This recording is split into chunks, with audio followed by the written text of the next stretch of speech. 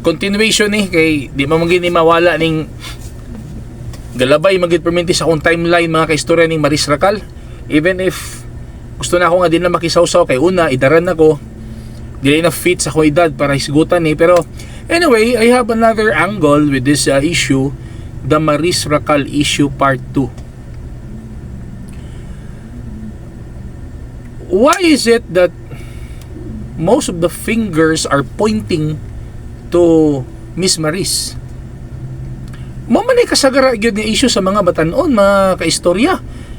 Mo na say kasagara issue sa mga batan-on nga gauyab-uyab.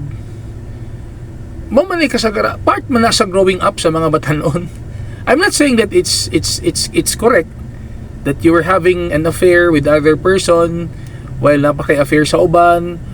I'm not even saying that it's correct to have a premarital sex. Pero akong point ana mga kaistorya, kanang nahitabo karon nila ni Maris Racal, nila Jennings, o katuyang uyab, mo man ay kasagara nga problema sa mga batan-on. Kanang mga ang iyang uyab giuyab niya, ang iyang uyab gi-sex niya, ana. Kumbaga dili siya dapat nga padak-on nga issue. Siguro tungod kay artista manggod mga kaistorya. Mao nang lisod gyud kay ning naka sa limelight, lisod gyud kayo ni kay bisag mangutot lang ka mga kaistorya, issue na. Nabay tulubagon si Maris Racal nga giuyab niya ang uyab atong babae. Si kisa to si Miss Villanueva. Kung sa legal aspect lang mga kaistorya, di man ko abogado mga kaistorya, pero wala ko nakita nga legal obligation or nasupak nga balaod si Maris Racal.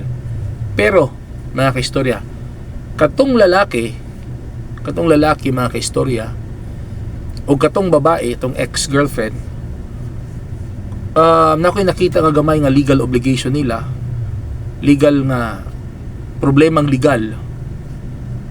Sa lalaki ako nakita adto, if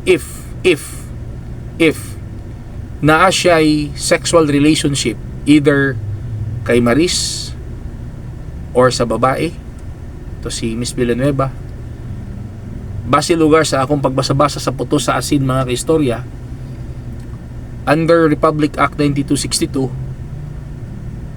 pwede siya ma-filean og kasong violence against women. Kay kini magong kaso nga violence against women mga kaistorya, dili man guni siya applicable sa minyo ra, di man guni siya applicable sa magtiayon ra. Bisan og uyab lang mo pero naa na mo'y sexual relationship, provided nga nasa lay sexual relationship, katong girl nga gibiyaan, gibinuangan, pwede siyang maka-file og kasong violence against women kang Jennings. Pwede maigo dito ang maigo dito ang gingon nga psychological or emotional abuse. Kay nakuan man siya, na psychological man siya, na hurt man siya nga ngayang uyab nang itaglain while sila pa, di ba? Kung naanay nahitabo sa ila. Mo na siya, kung naanay nahitabo. Kato kang Miss Villanueva ba o si Jay, kung naanay nahitabo sa ila, si Miss Villanueva, pwede niyang pailan og violence against women, Republic Act 9262. Ang lalaki. Or kung ibutang nga to, di ba ang gigawas nga issue karon gidungan sa lalaki si Maris ug kato si Miss Villanueva, gidungan si Maris naman if nasa sexual relationship ni Jennings, pwede siya mo mo reklamo og violence against women kang Jennings. Psychological and emotional abuse gyapon mga istorya. Dilita na ning aspect ba. So ako problema ang laki no kung tinuoron sa mga babae. Actually mga kaistorya kani bitong kaning violence against women nga balaod, gihimo gid ni para wala na lalaki nga mga dugi-dugi, pero di makini ka-apply kay mga babae uban pag binuangan sa laki igo naman lang mohilak. Naalay gamay nga sipyat ang girl, ang ex. Kung siya man galing ang nag-screenshot adtong mga conversation ni Miss Maris Racal og ni Jennings, kung siya magay nag-screenshot adto, unya siya may nag-post sa social media, hinungdan nga gipiestahan karon sa mga tao all over the world or all over the Philippines,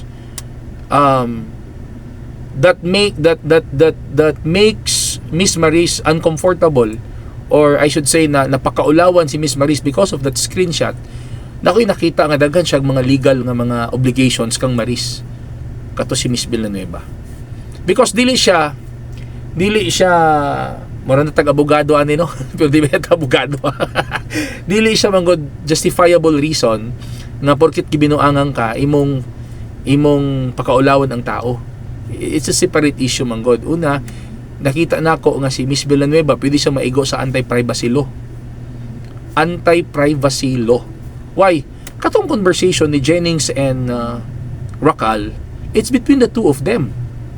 Diba? That was a private conversation nga para lang sa ila. It's not meant for public consumption, mga kaistorya. But since iyang screenshot tapos but I don't know kung siya but since na screenshot tapos na post, kung siya manggaling ang nag-post adto, siya manggaling nag-screenshot adto, dako naa siya obligation kang Racal. Kung manumbong si Racal, anti-privacy law. Nga kita sab kini mga netizen nga mga marites, maghinay-hinay pud mo sa inyong mga comments nga inyong ibuli ang babae kay pwede pud mo. Even Miss Villanueva, pwede pud siya maigo sa anti-cyberbullying law. So, simple lang siya nga mga relationship problem, binatanon nga problema, mga kaistorya.